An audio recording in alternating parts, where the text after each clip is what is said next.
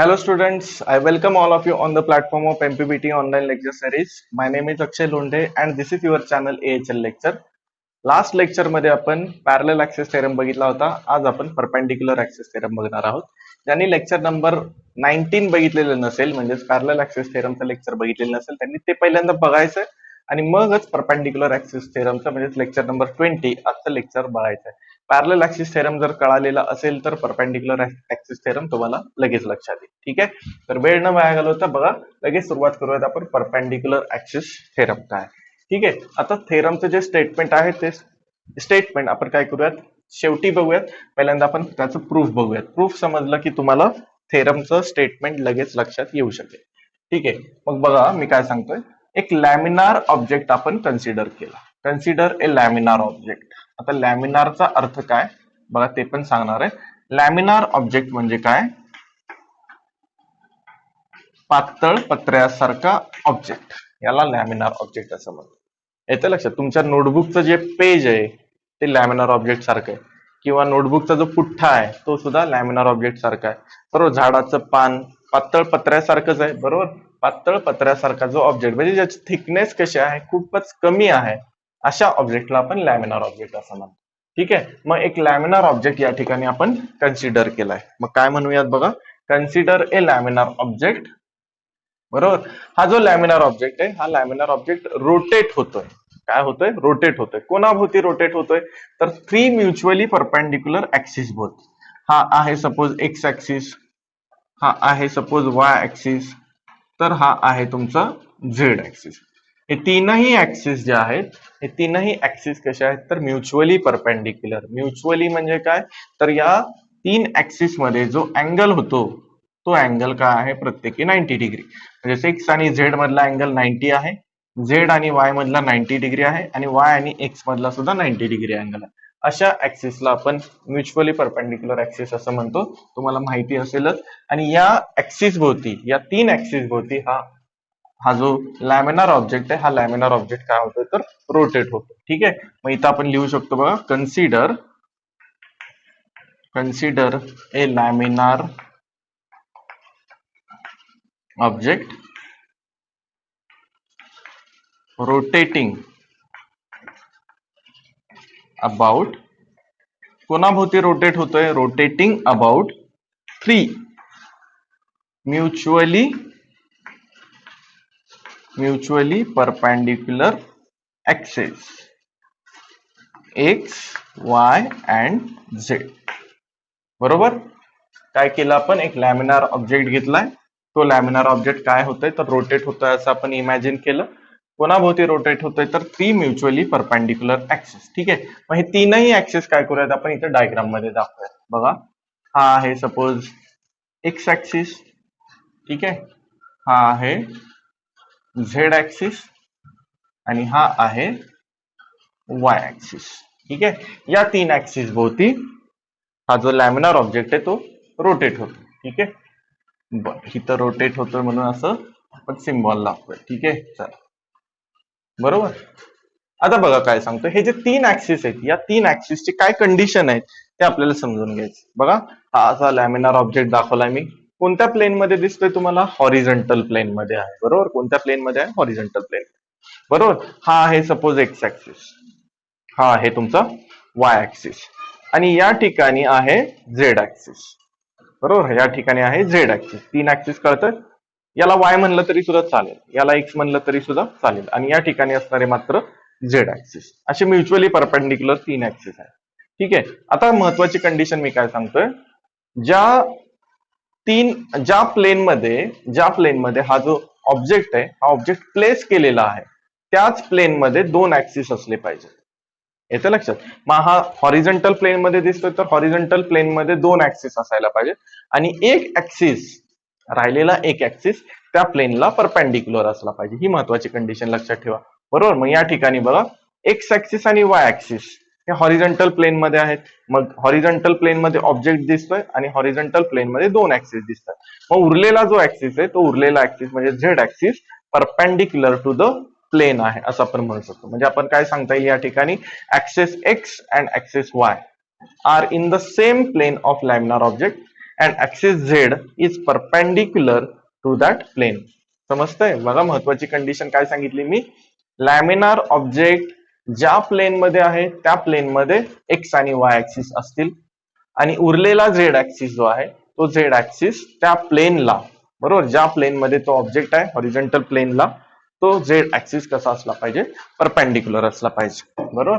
मग या ठिकाणी आपण लिहू शकतो काय, ऍक्सिस एक्स अँड वाय, बरोबर, X and Y are in the same plane, बरोबर, in the same plane, are in the same plane of object, laminar object, बरोबर, but Z axis, Z axis कसा आहे तर त्या प्लेनला परपेंडिक्युलर, ज्या plain मध्ये तो ऑब्जेक्ट आहे त्या प्लेनला perpendicular. Z axis is perpendicular to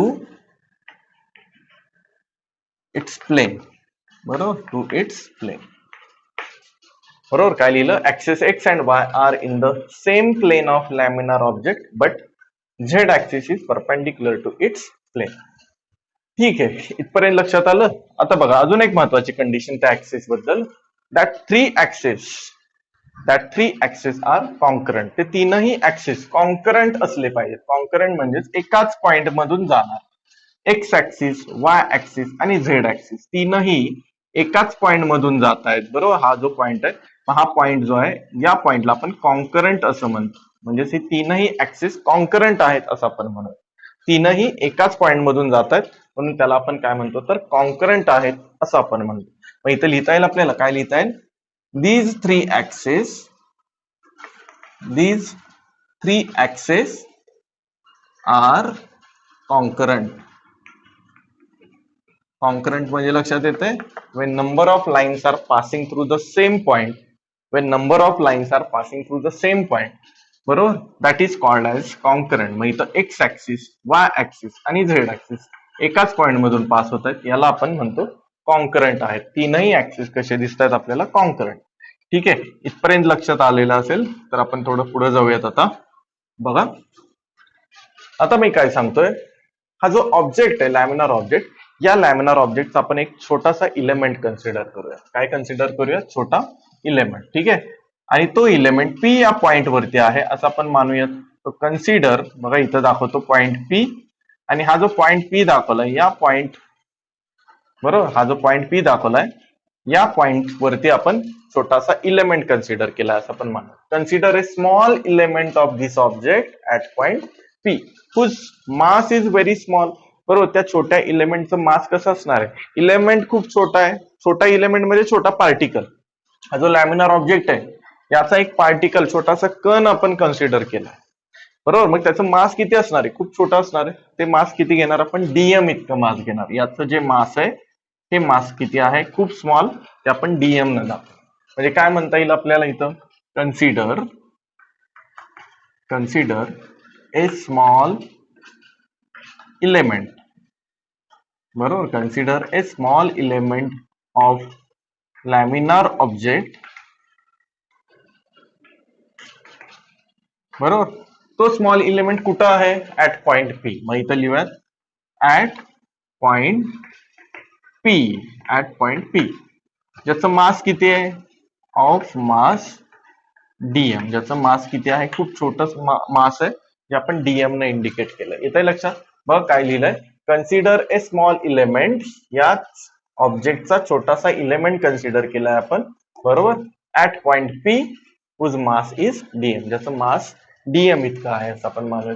ठीक आहे, आता एक कन्स्ट्रक्शन करायचं आपल्याला. काय कन्स्ट्रक्शन करायचंय तर पॉइंट पी वरून आपण काय करूयात, परपेंडिक्युलर टाकूयात एक्स ऍक्सिस वरती आणि वाय ऍक्सिस वरती, बरोबर. पॉइंट पी वरून एक्स ऍक्सिस वरती एक परपेंडिक्युलर टाकला, याला आपण एन म्हणूयात या पॉइंटला. सिमिलरली पॉइंट पी वरून एक्स ऍक्सिस वरती, वाय ऍक्सिस वरती एक परपेंडिक्युलर टाकूया, म्हणजे या ठिकाणी या पॉइंटला आपण एम नाव देऊया. काय केलं आपण, पी या पॉइंट वरून एक्स ऍक्सिस वर एक परपेंडिक्युलर टाकला, पॉइंट पी वरून वाय ऍक्सिस वर इथं एक परपेंडिक्युलर टाकला, तर या ठिकाणी 90 डिग्री अँगल होईल. त्याचप्रमाणे ओ आणि पी आपण जोडला, ओ आणि पी आपण काय केला, जोडला. असं आपण कन्स्ट्रक्शन इथं केलंय. म्हणजे इथं काय लिहिता येईल, आपण इथं आपल्याला असं लिहिता येईल, draw perpendicular from point P on x and Y axis. बरोबर. आणि काय केलं आपण, जॉईन केलाय ओ आणि पी, तर जॉईन ओपी इथे लिहत आपण अँड जॉईन ओपी. ठीक आहे. काय केलं मी, पी या पॉइंट वरून एक्स ऍक्सिस वर एक परपेंडिक्युलर टाकला, याला एन नाव दिलं.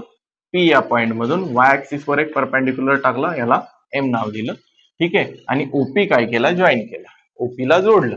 असं आपण काय केलं, या ठिकाणी कन्स्ट्रक्शन केलं. बरोबर आहे. इथपर्यंत लक्षात आलं. ओके.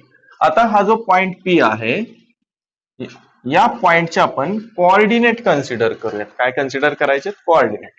या पॉइंट पी चे coordinate suppose x comma y आहेत असं आपण मानू. Let the coordinate of point P are x comma y. बरोबर. लेट कोऑर्डिनेट्स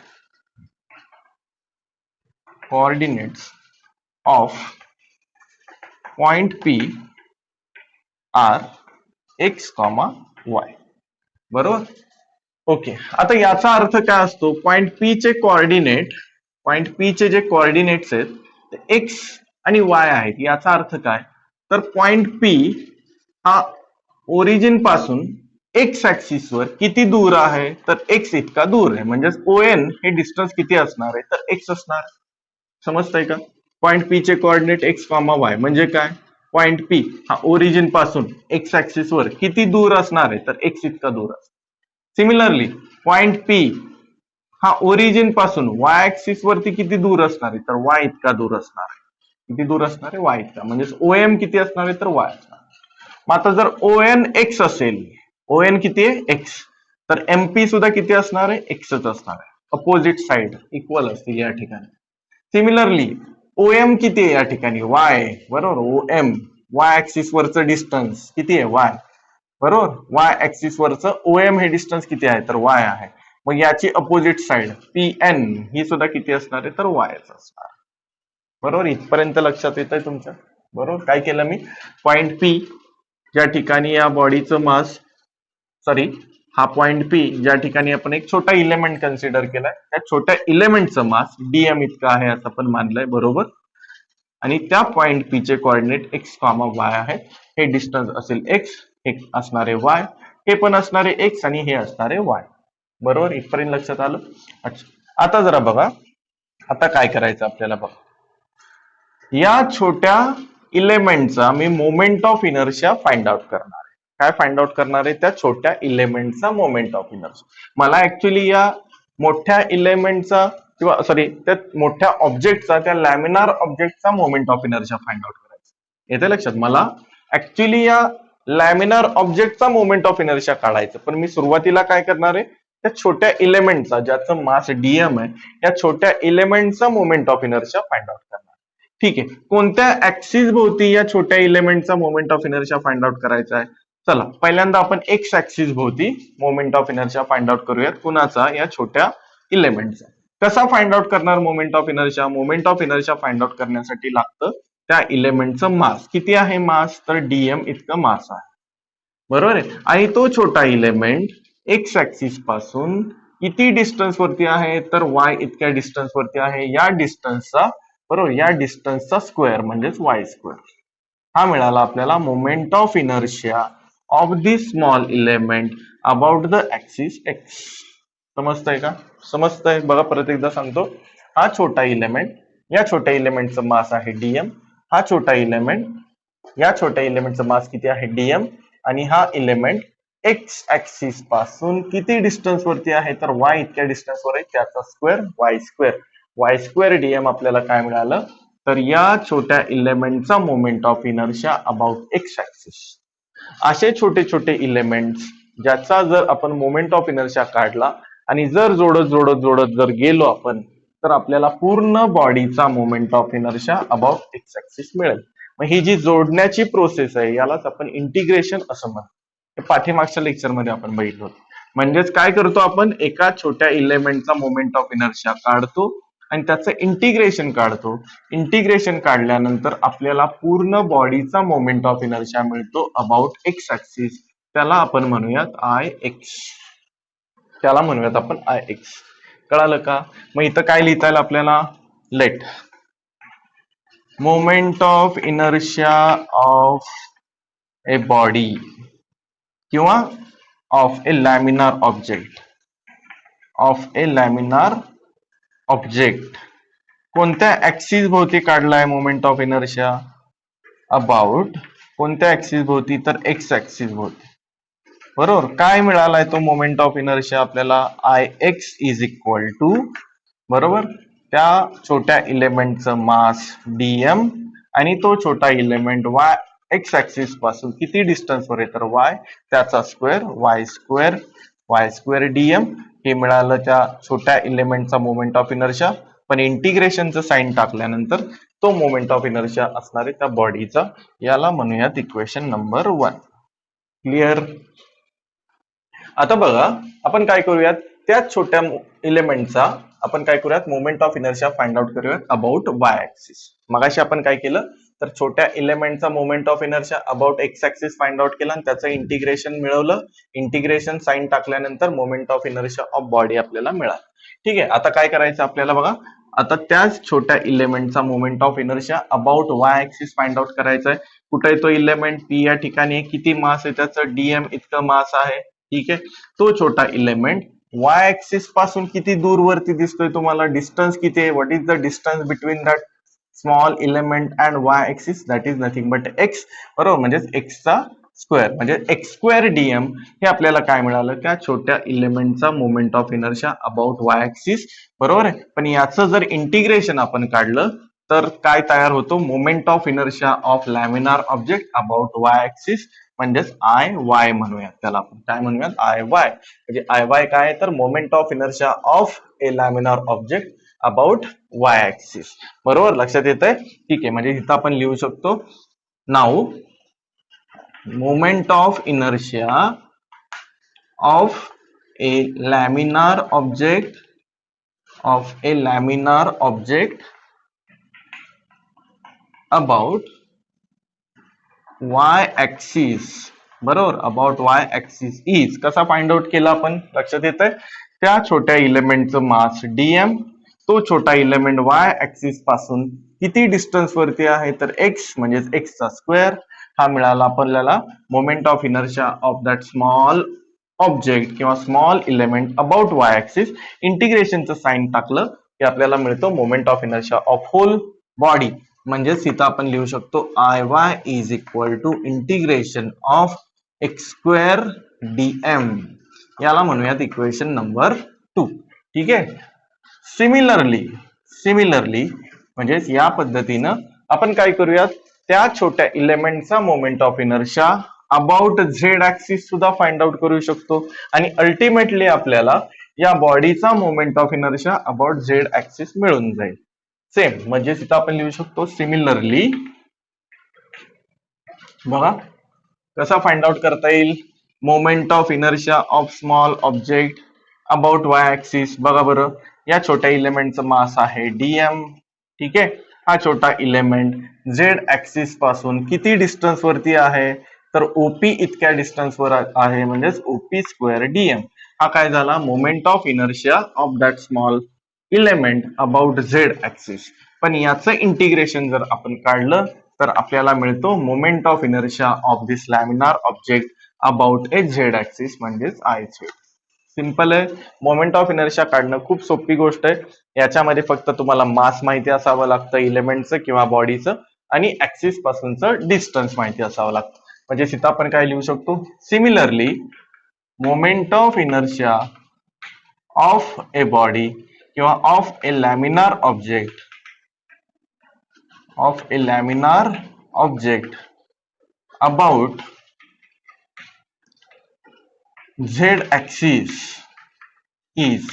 काय लिहिता येईल आपल्याला, I z is equal to काय मिळालंय बघा, integration of OP square dm, याला म्हणूयात equation number 3.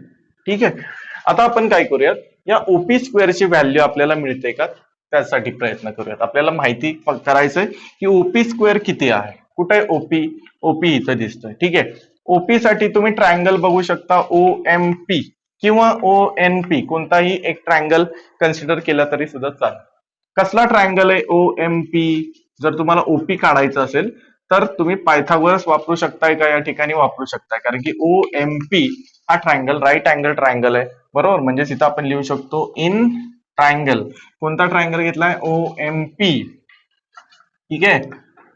O N P घेतला असता तरी सुद्धा चालला असतं, कारण की तो सुद्धा राईट अँगल ट्रायंगलच आहे. बघा, हा सुद्धा राईट अँगल ट्रायंगल आहे. याच्यावरून सुद्धा ओपीची तीच व्हॅल्यू येणार आहे, जी व्हॅल्यू आपल्याला या ट्रायंगल वरून मिळू शकते. ठीक आहे. म्हणजे कोणताही एक ट्रायंगल घेतला तरी सुद्धा चालेल. मग OP square is equal to, Pythagoras वरून कसं फाइंड आउट करता येईल, OP square is equal to O M square plus MP square, बरोबर. OP square is equal to O M square plus MP square. म्हणजे इथं लिहिता येईल, काय लिहिता येईल आपल्याला बघा, इथं लिहितो मी, OP square is equal to O M square plus MP square, sorry, O M square plus MP square, बरोबर आहे, काय अडचण नाही. ठीक आहे. अच्छा, आता जरा बघा, ओ एम काय आहे, O M, what is the value of O M. O M is nothing but A Y, बरोबर. म्हणजेच वाय स्क्वेअर मी लिहू शकतो. ओ एम स्क्वेअर म्हणजेच Y square plus MP square. MP square म्हणजेच काय, तर एक्स, म्हणजेच एक्स स्क्वेअर. म्हणजेच ओपी स्क्वेअरची आपल्याला व्हॅल्यू मिळाली काय, Y square plus x square. तर ही व्हॅल्यू काय करूयात आपण इक्वेशन 3 मध्ये काय करूयात, सबस्टिट्यूट करूयात. मग इथे लिहूयात, पुट दिस व्हॅल्यू इन 3. तिसऱ्या इक्वेशन मध्ये ही व्हॅल्यू सबस्टिट्यूट करूया. काय मग मिळेल आपल्याला, therefore I z is equal to integration of OP स्क्वेअरच्या ठिकाणी मी टाकतो y square plus x square, बरोबर. ठीक आहे. आणि इंटू काय आहे, तर डीएम आहे, मग हे पण आहे असं लिहितो, बरोबर. ठीक. आता काय करूयात आपण, डीएम ने काय करूयात, वाय स्क्वेअर आणि एक्स स्क्वेअरला मल्टिप्लाय करूयात. ठीक आहे. आणि इंटिग्रेशन साइन आपल्याला काय करायचं, डिस्ट्रीब्यूट करायचं. म्हणजेच कसं करता येईल बघा बरं, इंटिग्रेशन साइन आहे असं, वाय स्क्वेअर आहे असं, आणि डीएम न वाय स्क्वेअरला मल्टिप्लाय केलं, म्हणजेच आलं Y square DM. Plus sign आहे असं इथं. ठीक आहे. परत इंटिग्रेशनचं साइन देतो, इंटिग्रेशनचं साइन लिहिलं, नंतर एक्स स्क्वेअरला डीएम ने मल्टिप्लाय करतो, म्हणजेच एक्स स्क्वेअर डीएम. ठीक आहे. सेपरेट इंटिग्रेट केलं असं आपण या ठिकाणी म्हणतो, बरोबर. Integration Y square DM plus integration x square DM. ठीक आहे. अच्छा, आता जरा बघा, इंटिग्रेशन वाय स्क्वेअर डीएम म्हणजेच काय, इंटिग्रेशन वाय स्क्वेअर डीएम म्हणजेच आय एक्स आहे, बरोबर आहे. इंटिग्रेशन वाय स्क्वेअर डीएम म्हणजेच काय, आय एक्स आहे. म्हणजेच या ठिकाणी मी लिहू शकतो it is equal to I x plus integration x square DM. Integration x square DM म्हणजेच काय आहे, तर आय वाय आहे. म्हणजेच इथं लिहितो I y. And I z is equal to, आपल्याला मॅथमॅटिकल फॉर्म्युला मिळाला I x plus I y. This is the mathematical formula for perpendicular axis theorem. याच्या खाली तुम्ही लिहू शकता, this is mathematical formula for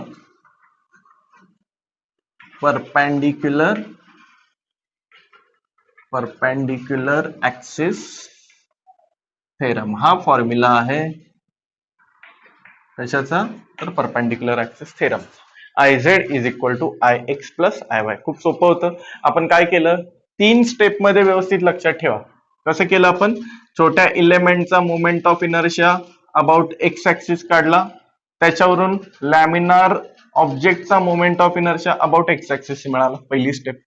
नंतर काय केलं, त्या छोट्या इलेमेंटचा moment of inertia about y axis काढला, आणि त्याच्यावरून त्या इंटिग्रेशन वरूनच आपल्याला लॅमिनार ऑब्जेक्टचा मोमेंट ऑफ इनर्शिया मिळाला अबाउट वाय ऍक्सिस, बरोबर. आय एक्स म्हणजेच moment of inertia of body about x axis. I y म्हणजेच moment of inertia of body about y axis.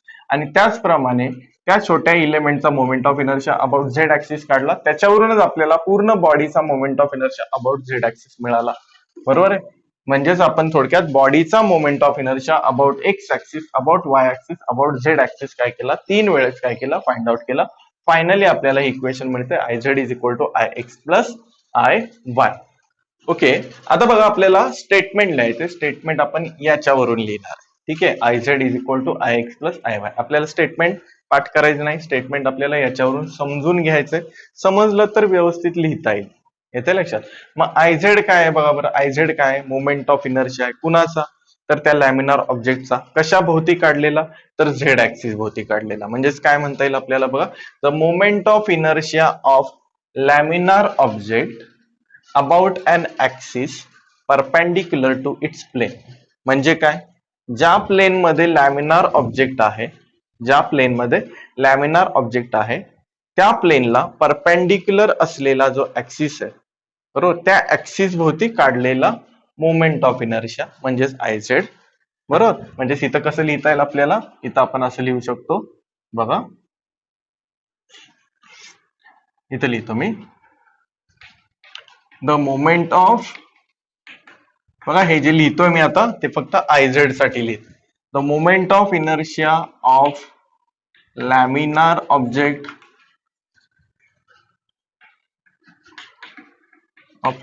Object about an axis, बरोबर, about an axis perpendicular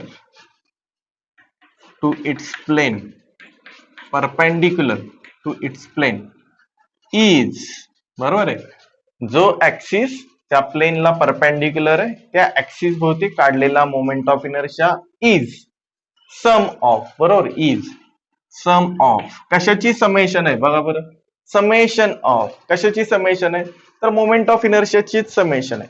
जो moment of inertia आपण x axis भोवती Y axis भोवती काढला होता त्या बॉडीचा, त्या मोमेंट ऑफ इनर्शियाचीच समेशन आहे. म्हणजेच काय म्हणता येईल बघा, परत एकदा सांगतो. The moment of inertia of laminar object about an axis perpendicular to it's plain is summation of its moment of inertia about to mutually perpendicular axis. जे दोन ऍक्सिस म्युच्युअली परपेंडिक्युलर आहेत, त्या दोन ऍक्सिस भोवती काढलेला मोमेंट ऑफ इनर्शियाच्या समेशन इतका असणार आहे.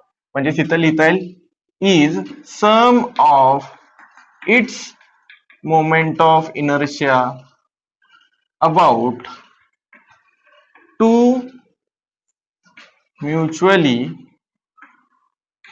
Perpendicular axis.